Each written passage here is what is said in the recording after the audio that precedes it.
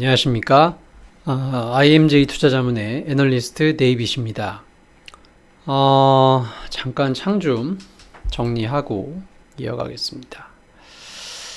시장 흐름은 어제랑 비슷하네요. 코스피는 좀 오르고 코스닥은 조금 하락 기운이 있는, 코스닥은 상승 종목, 하락 종목 좀 비슷하네요. 뭐 큰 차이는 없고 전반적으로 시장 분위기는 다 외국인이 코스피 중심으로 매수세 좀 지속하고 있다는 점, 뭐 시장이 크게 하락 압력을 받고 있는 상황은 아니다 이렇게 보고 있습니다. 오늘은 전자가 좀 빠지네요. 개인적으로 삼성전자 주가가 너무 달리는 거를 저는 별로 이렇게 선호하진 않습니다. 왜냐면은 삼성전자가 너무 좋으면은 투자자들이 개별 종목을 팔고 삼성전자를 삽니다. 그래서 삼성전자의 저주 이런 뭐 표현도 있더라고요. 그러니까 삼성전자가 뭐 잘 되면 우리나라도 좋고 뭐 다 좋은 거지만 삼성전자만 좋은 그런 시장 국면이 또 나올 수 있다라는 점에서 우리 시장 참여자들, 우리 개인 투자자분들은 특히 개별 종목에 투자를 많이 하실 텐데 전자가 너무 독보적으로 잘 나가게 되면 힘들 수 있습니다. 최근에 이제 전자가 반도체 업황 바닥론에 힘입어서 지금 하이닉스와 함께 같이 주가가 좀 크게 오르고 있는데 뭐 계속해서 전자랑 닉스만 오를 거라고 보지는 않습니다. 뭐 최근에 단기 흐름은 좀 이제 업황 바닥론에 힘입어서 그랬다고 보고요. 계속해서 전자만 닉스만 오르는 그런 흐름은 아니다 이렇게 좀 보고 있습니다. 오늘은 제가 어제 좀 말씀을 드렸었나요? 그 여행주에 대해서 오늘은 좀 살펴보자. 여행주. 되게 관심이 좀 있으실지 모르겠어요. 여행주에 대해서. 지금 한번 일단 종목부터 한번 볼까요? 종목부터 한번 보죠.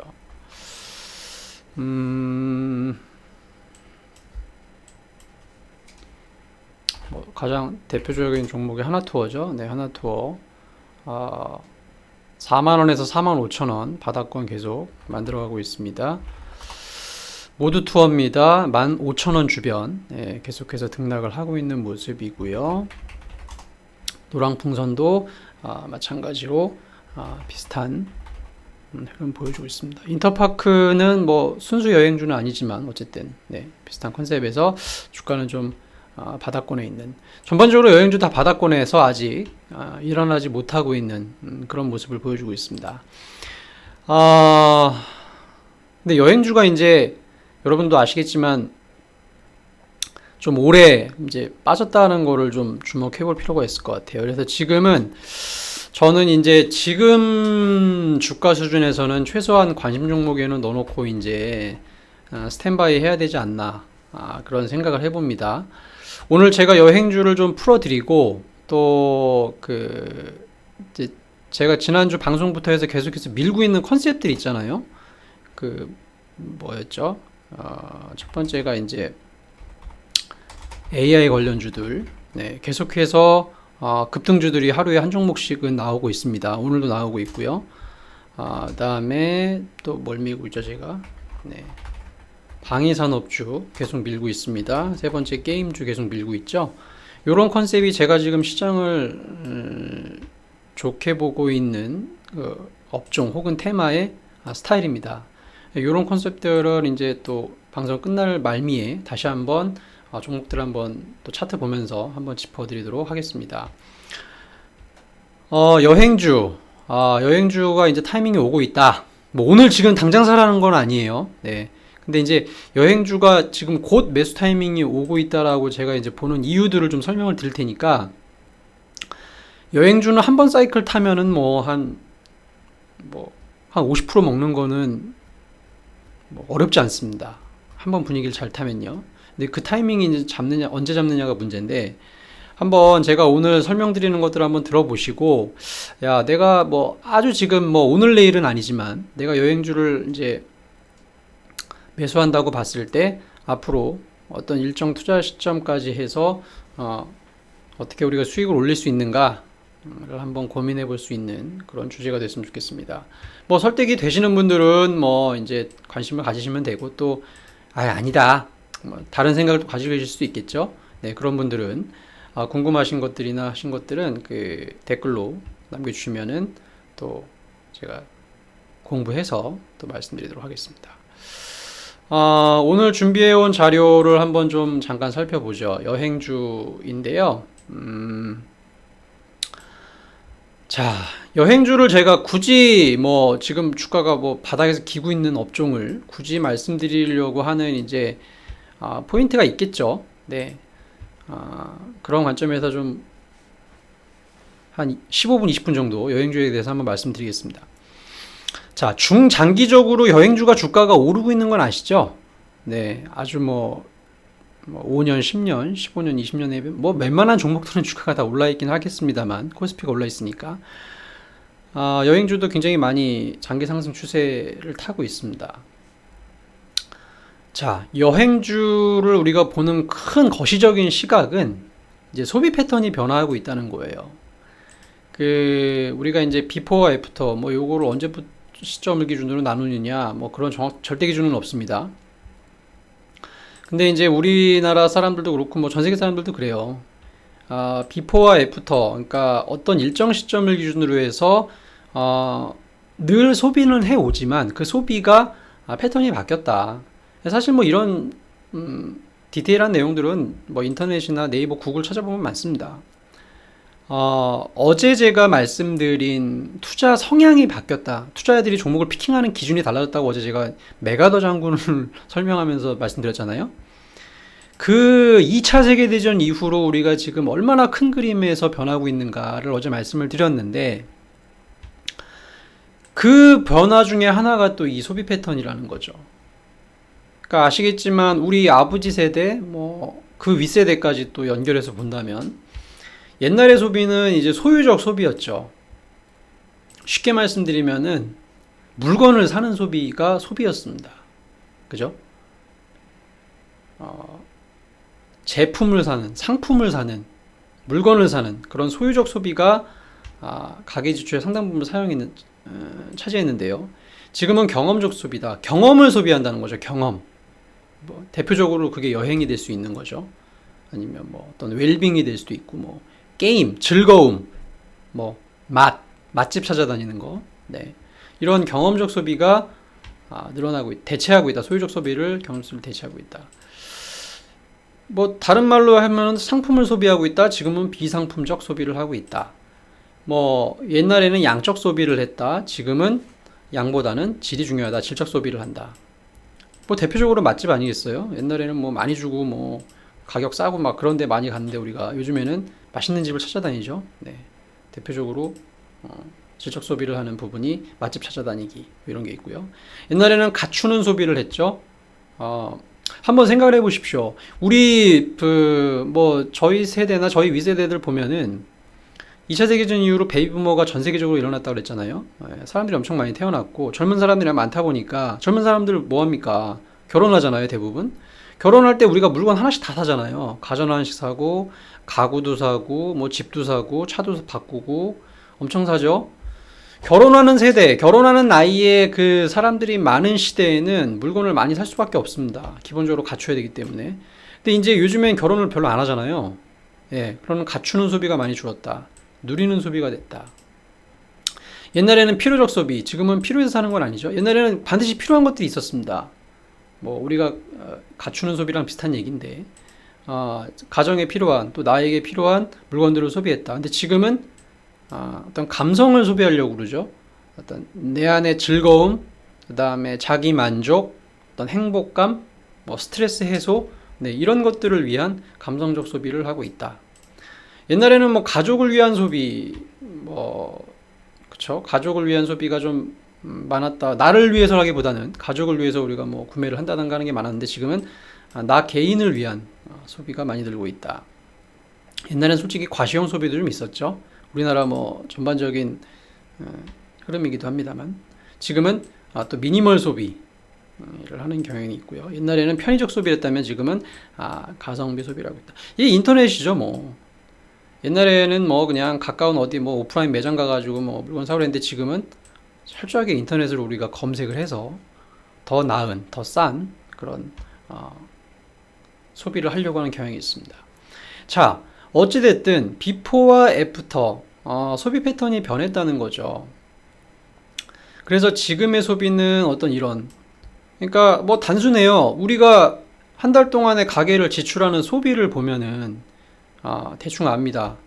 행복을 누리기 위해서, 즐거움을 찾기 위해서, 경험을 하기 위해서 하는 소비들의 지출이 굉장히 많다는 거예요. 근데 여기 안에 이제 쉽게 말씀드리면, 아이고 죄송합니다. 그리기 도구가 어디 갔나?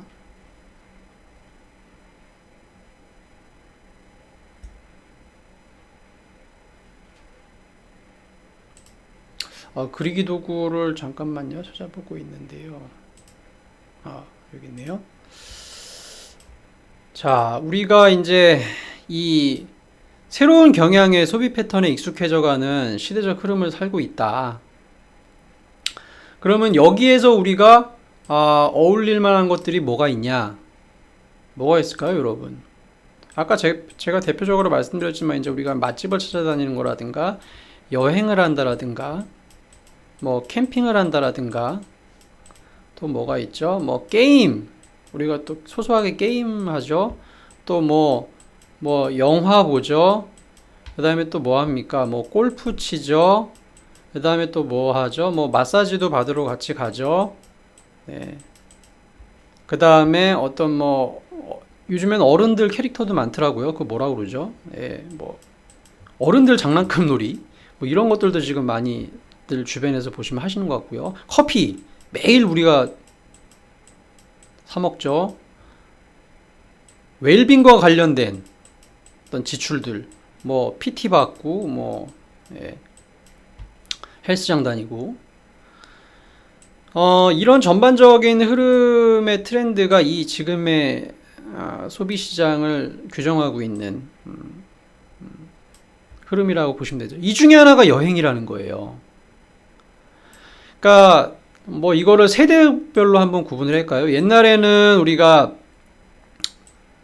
솔직히 이제 먹고 살기 바빠지 않습니까? 그래서 여행하고 뭐 이럴 정신적 여유와 물질적 여유가 없었겠죠.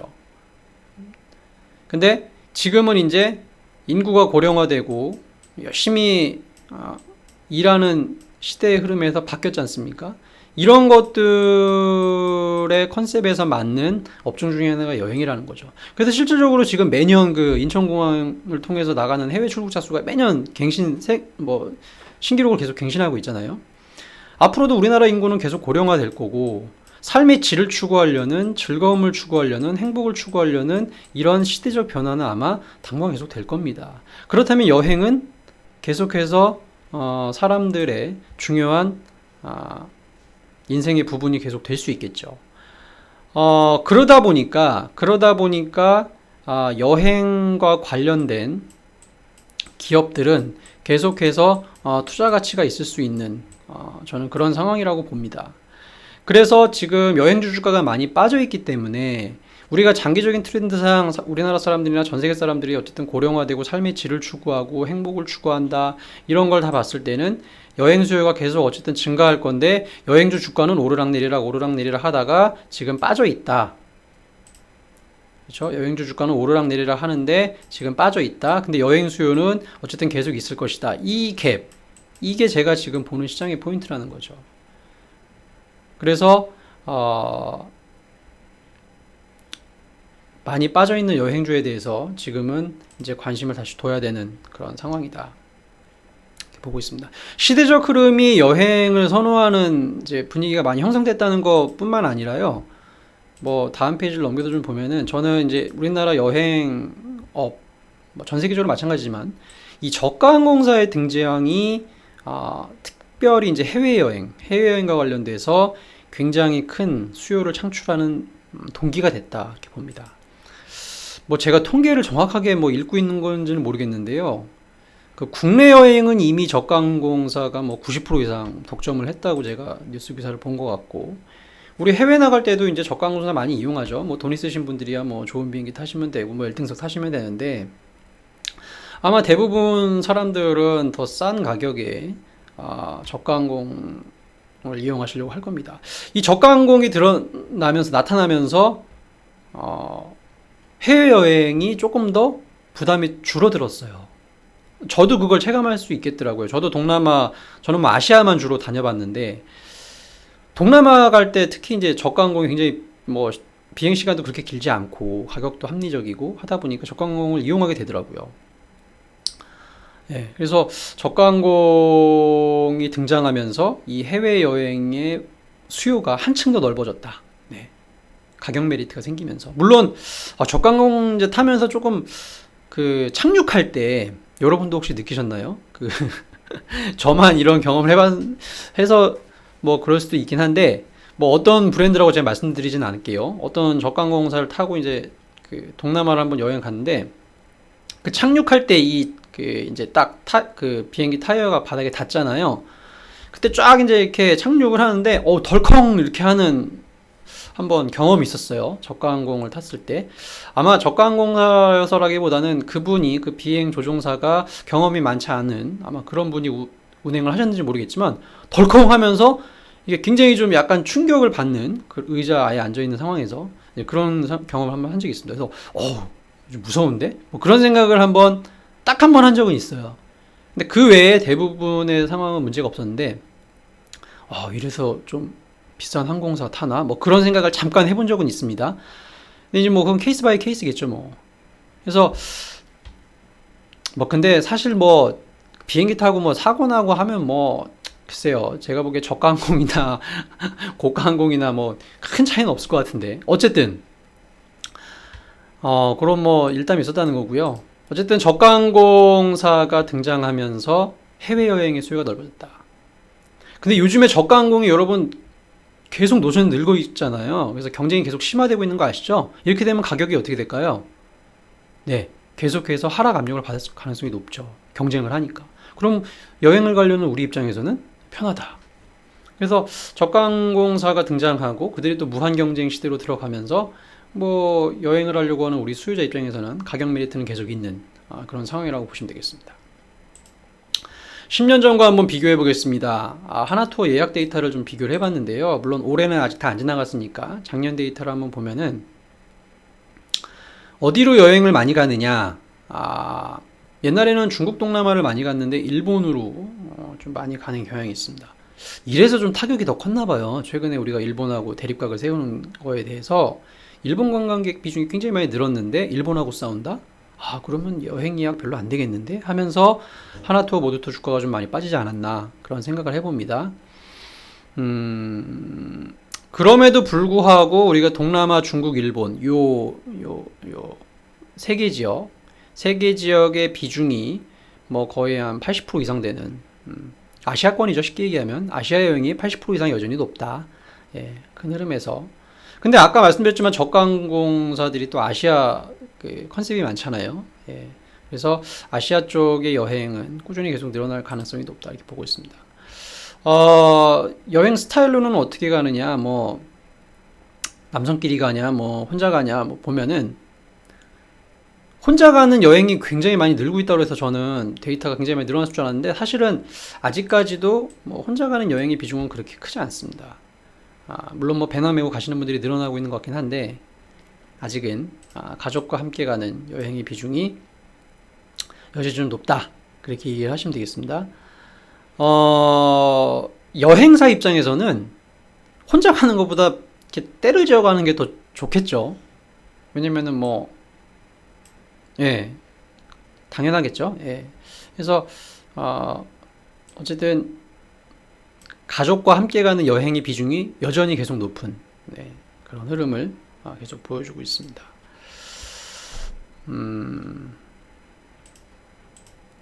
근데 이제 이런 큰 그림에 제가 어떤 시각을 좀 말씀을 드렸는데 그럼에도 불구하고 이제 여행주는 안 된다라고 보시는 일부 투자자분들의 걱정이 있습니다. 뭐 어떤 걱정이 있을까요? 대체적으로 여행주를 안 좋게 본다 그러면요. 우선 첫 번째, 자유여행이 대세다. 이런 이제 걱정들을 하시는 분들이 있습니다. 이제 투자자 관점에서의 걱정이죠. 왜냐면 하나투어, 모두투어 이런 그 여행사들은 뭐 자유여행도 좋지만 패키지 여행을 할 때 더 또 그 기업들의 수익이 더 짭짤할 수 있습니다. 네.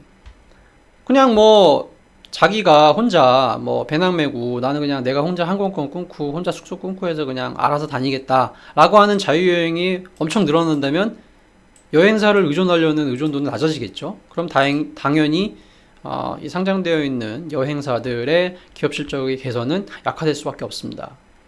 그래서 뭐 해외로 나가는 사람들 혹은 뭐 제주도 가는 사람들 이렇게 여행 가는 사람들의 대부분이 뭐 혼자 자유여행을 한다. 그러면 아마 여행사들 기업 실적 개선은 아마 힘들 겁니다. 근데 과연 자유여행이 대세냐? 여러분 어떻게 생각하십니까? 제가 이거 통계 데이터를 가장 최근 걸 찾지는 못했는데 자유여행이 늘어나고 있는 건 맞더라고요. 늘어나고 있는 건 맞는데 그럼에도 불구하고 패키지 수요는 계속 된다라고 보는 게 저는 또 제 시각입니다. 왜냐면은 이 패키지 수요가 계속되는 근거로 일단 가족여행이 계속되고 있다는 거예요. 그러니까 아까 제가 이 차트에서도 말씀드렸지만 혼자 이제 자유여행을 하는 그런 비중들이 늘어나고 있는 건 맞는데 생각보다 이게 크지 않아요. 예, 여전히 가족과 함께 가는 여행의 비중이 늘어나고 있고요. 옛날에는 아주 뭐 애기들, 뭐 갓난 애기나 어린애들 데리고 가는 여행이 많았다면 요즘에는 이제 조금 뭐 초등학생들, 청소년, 대학생 이렇게 조금 큰 자녀들을 데리고 가는 가족여행이 늘어나고 있다고 합니다. 아마 가족에 대한 여행 수요는 계속 된다. 뭐 근데 가족들이 보통 같이 살 때는 패키지가 편하죠. 예, 그런 가족여행이 계속 되고 있다라는 거고요. 두 번째로는 여행 방송이 증가한다. 이 여행에 대한 관심이 높다 보니까 뭐 뭉쳐있던다라든가 이 여행 관련된 방송들이 많아요. 근데 이게 보면은 대체적으로 떼져서 갑니다.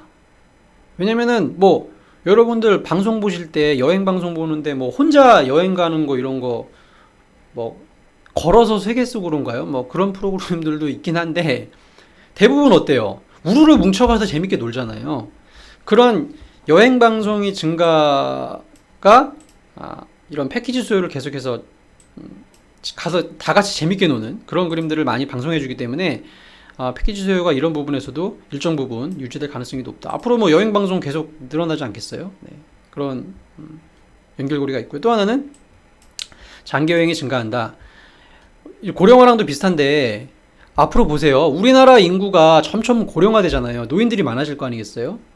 노인들이 많아진다는 거는 그만큼 패키지 수요가 계속 있을 가능성이 높습니다. 왜? 노인들은 일단 언어력이 딸립니다. 그죠? 뭐 다 그렇지는 않지만 젊은 사람들보다는 아무래도 해외 현지에 갔을 때 의사소통력이 좀 떨어지죠. 그리고 체력 관리도 자유여행으로 하기에는 좀 쉽지 않을 수 있습니다. 돌봄이 필요할 수 있다는 거죠. 패키지 여행을 통해서. 그 다음에 또 노인분들은 보통 젊은 사람들보다 시간적 여유가 더 있잖아요. 휴가나 이런 거에 좀 덜 억류되어 있기 때문에 더 장기적으로 여행을 갈 수 있습니다. 그러다 보니까 이런 패키지 수요에 또 더 익숙해질 수 있는 그런 환경이 있습니다. 전반적으로 자유여행이 늘어나고 있는 건 맞지만 패키지 수요도 순식간에 사라질 것처럼 그렇게 얘기하지만 절대 그렇지 않다. 패키지 수요도 상당 기간 지속될 가능성이 높다 보고 있습니다. 자, 두 번째로 여행주를 걱정하시는 분들, 달러가 강세기 때문에 여행주 안 된다 이런 얘기 하시는 분들이 있거든요. 왜냐면은 달러가 강세면은 원화는 약세잖아요. 원화가 약세면 해외로 여행 갈 때 부담이 커요. 뭐 단순하게 말씀드려서 달러가 강세니까 지금 막 원달러 환율이 1200원 하잖아요. 옛날에는 막 1100원, 1000원 할 때는 1달러를 바꾸는데 1000원하고 1100원만 냈으면 됐지만 지금은 1200원을 우리가 지출해야 되잖아요. 1달러를 우리가 취득하기 위해서는. 그러니까 달러가 강세일 때는 해외여행 갈 때 비용 부담이 더 커지게 됩니다. 당연히. 근데 지금 달러가 강세자라는 거죠. 자, 요게 지금 달러 인덱스 추이고요. 요게 원달러 환율 추이거든요. 자, 우리나라 역사적으로 그 IMF 이후로 한 20년 데이터를 보면은 평균 환율이 얼마인 줄 아세요? 대충 한 1130원 수준입니다. 1130원 수준인데 지금 1200원 정도에서 등락하고 있죠. 원달러 환율이 지금 평균보다 굉장히 위에 있죠. 네. 자, 환율은 원달러 환율이 낮을수록 여행주는 유리하다고 했습니다. 근데 지금 높이 있으니까 당연히 불편할 수밖에요. 환율 때문이라도 여행 계획을 조금 뭐 취소하거나 딜레이하는 분들도 혹시 있을 수도 있어요.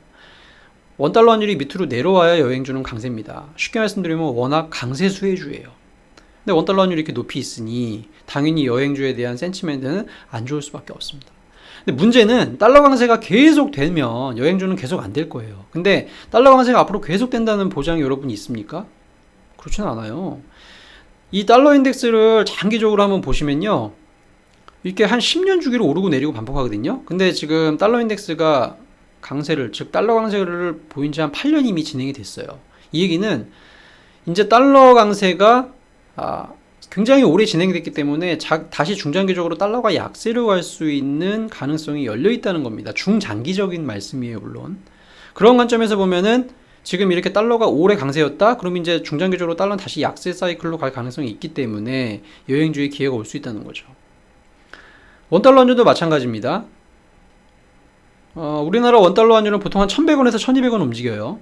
근데 지금 1200원 부근에 있다는 거는 장기적으로 보면은 다시 1100원 혹은 평균 수준인 1130원으로 수렴할 가능성이 있다는 걸 시사하죠. 그러면 환율이 다시 내려온다고 가정해보면 여행주는 편해질 수 있다는 겁니다. 그러니까 지금 당장의 환율은 여행주로 살 명분이 별로 없지만 중장기적인 흐름에서 보면은 네, 환율도 해소가 될 거라는 거죠. 마지막으로 국가 대립이 대세다. 뭐 한일 관계가 계속 안 좋아질 수도 있습니다. 물론 뭐 전쟁 시나리오까지도 막 이렇게 음모론적 관점에서 말씀하시는 분들도 계시던데 뭐 사실 정치 문제는 우리가 예측하기는 어렵죠. 근데 저는 국가 간 대립 문제가 글쎄요 계속 될 수 있을까? 좀 생각을 해봅니다. 어쨌든 전 세계적으로 글로벌화 또 세계화되고 있는 그 추세는 맞고 계속해서 교류가 활발해지는 부분도 맞다. 그렇기 때문에 지금 당장 좀 불편하지만 또 뭐 어떤 트리거를 통해서 어떤 또 문화 교류를 통해서 해소될 수도 있고 또 경제적인 명분을 위해서 잘 먹고 잘 살기 위해서 조금 정치권이 양보하면서 교육을 또 다시 늘리는 그런 과정이 있을 수 있습니다. 그 다음에 정권이 바뀌면서 이런 또 흐름이 해소될 수 있습니다. 지금 막 국가 간의 대립 확대되고 뭐 막 이런 배경 중에 하나는 전 또 트럼프라고 봐요. 아베가 이번에 우리나라 수출 규제한 것도 뭐 트럼프 따라하기라고 많이 얘기하잖아요. 근데 지금 보시면은 트럼프 지지율이 뭐 내년에 이제 대선 있지 않습니까, 미국? 민주당의 어떤 지지자보다도 지금 낮아요. 요 하이투자증권 보고서를 좀 참조를 했습니다. 출처는요. 그 트럼프가 어떤 민주당 후보자보다도 지금 이 지지율이 낮습니다. 자, 이 앞으로 대선이 한 1년 남았잖아요. 내년 초부터는 이제 민주당 경선 레이스가 시작됩니다.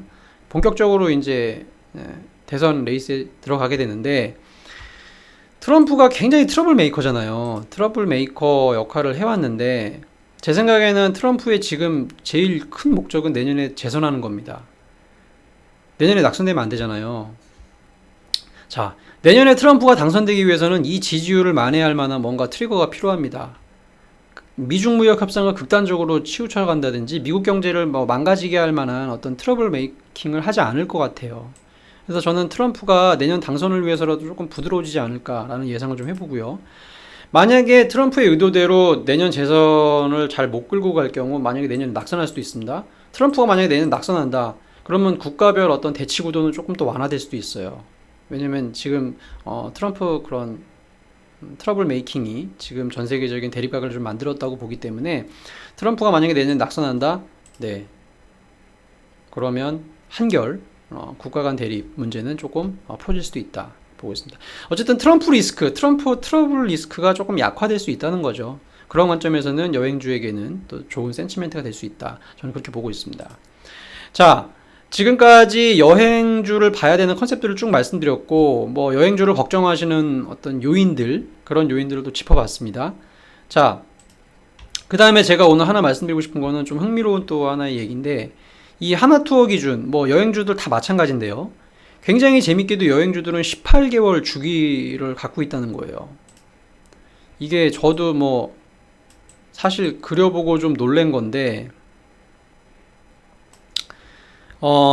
제가 요 그림으로 보기 좀 애매하실 것 같아가지고 이 밑에 지금 표로 만들어 놨거든요. 하나투어 기준으로 봤을 때 하나투어 지금 월봉 차트거든요. 예. 고점과 저점 시기를 딱딱 제가 이 변곡점을 좀 그려보고 그 당시에 특히 이제 이렇게 하락할 때 하락률이 얼마나 되나를 정리를 한 게 이겁니다. 자, 지금 2018년 4월을 고점으로 해서 지난달까지 16개월 빠졌습니다. 역사적으로 보통 빠지는 게 14개월에서 가장 길면 18개월이었네요. 예. 그러면 14개월에서 18개월 정도 사이 정도 하락하면 반등이 나오기 시작했다는 거예요. 상승 사이클 다시 왔다는 건데 지금 16개월째 이미 지난달까지 하락했고요. 이번 달까지 하락하면 17개월째 하락하는 거네요. 와, 역사적으로 보면 굉장히 많이 하락하는 걸 알 수 있죠. 여행주가 이렇게 좀 망가지는 때의 어떤 포인트들은 뭐 원화가 굉장히 약세였다라든지 아니면 뭐 사스라든지 뭐 동일본 대지진 막 이런 여행을 가기 어려운 환경들이 조성됐을 때 보통 주가가 빠졌어요. 지금도 뭐 그런 이유들이 있잖아요. 근데 반전의 트리거들은 뭐냐? 사실은 딱히 없었어요. 그러니까 그런 문제들이 좀 해소되는 그런 그림들이 물론 나오면 도움이 되겠죠. 근데 자연스럽게 주가 반등세가 시작됐습니다. 이 얘기는 뭐냐면은 뭐 다른 굴뚝산업들의 기업들은 막 주가가 한 10년 이렇게 내려가는 업종들도 있잖아요. 근데 이 여행주의 특징은 내리면 반드시 반등 사이클이 2년 내로 꼭 왔다는 거예요. 1년 반 내로는. 이 얘기는 뭐냐면은 이 여행업을 주도하는 센치멘트나 기업 실적을 주도하는 변수들의 사이클이 길지 않다는 거예요. 늘 그래왔다는 거죠. 우리가 뭐 사스나 일본 지진 걱정했다고 해서 뭐 여행을 뭐 5년 10년 안 간 건 아니잖아요. 그때만 안 간 거지. 항상 여행 수요는 꾸준히 있었다는 거고요. 지금 어떻게 보면 충분히 빠져 있다는 그림이 저는 여행주에 대해서 좀 긍정적인 포인트로 판단이 됩니다. 그래서 지금 18개월 주기설 이거와 관련해서 여행주를 좀 관심 있게 봐주셨으면 하고요. 뭐 올해는 여행주 끝났다 이렇게 보시는 분들이 많아요. 올해는 뭐 여행 뭐 늘어나봐야 뭐 얼마나 늘겠어. 근데 이제 내년에나 좋아질까 모르겠네 하고 얘기하는 이 내년 기대감은 주가가 보통 4분기부터 반영을 합니다. 2020년에 뭔가 업황이나 실적이 좋아질 것 같다. 올해는 안 좋았지만 내년에는 턴어라운드 한다. 이런 기업들은 주가가 보통 4분기부터 가요. 왜냐면 주가는 빠르니까 항상. 그래서 아마 4분기부터 기관 투자나 외국인 투자들이 여행주에 대해서 관심을 갖기 시작할 겁니다. 그때 우리는 이제 기회를 잡아야 된다는 거고요.